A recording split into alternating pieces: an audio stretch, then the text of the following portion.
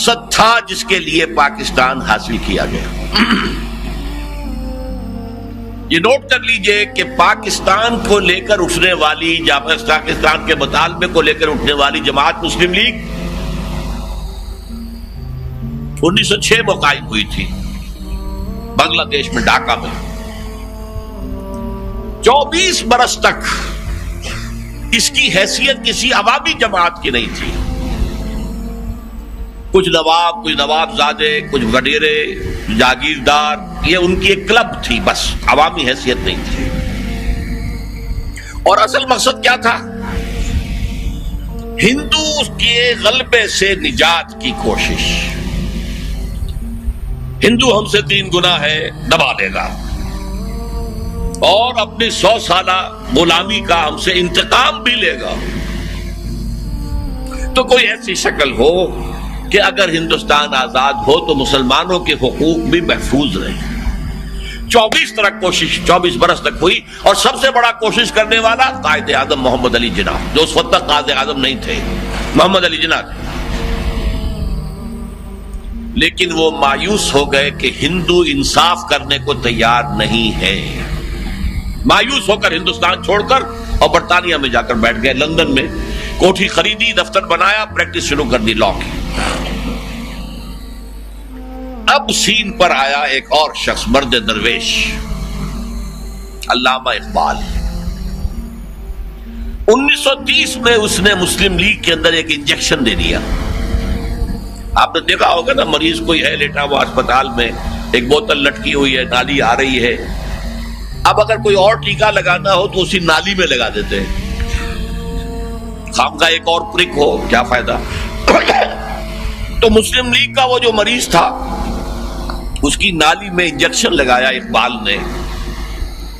اس نے کہا کہ یہ 1930 کا ان کا خطبہ ہے، الہ آباد کا مشہور،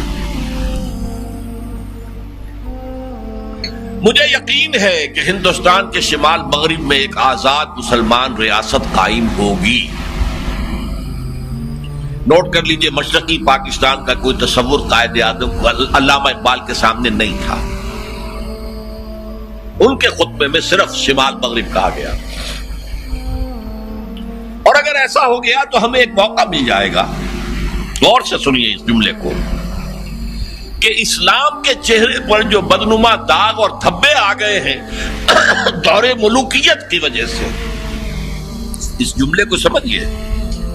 اسلام ایک تھا خلافت راشدہ کا اسلام، ان میں کوئی ملوکیت نہیں تھی، محل نہیں تھے۔ ابو بکر بھی جھونپڑے میں رہتے تھے، اور اس عمر بھی کوئی محل نہیں، کوئی باڈی گارڈز نہیں۔ ایک اسلام وہ تھا، ایک اسلام بنو امیہ کا آیا، اب محل بننے شروع ہوئے، اب ظلم کا دور دورہ ہوا، اب حادثہ کربلا ہوا، واقعہ ہررا ہوا۔ میں صرف اشارے کروں گا، تفصیل میں جانے کا موقع نہیں۔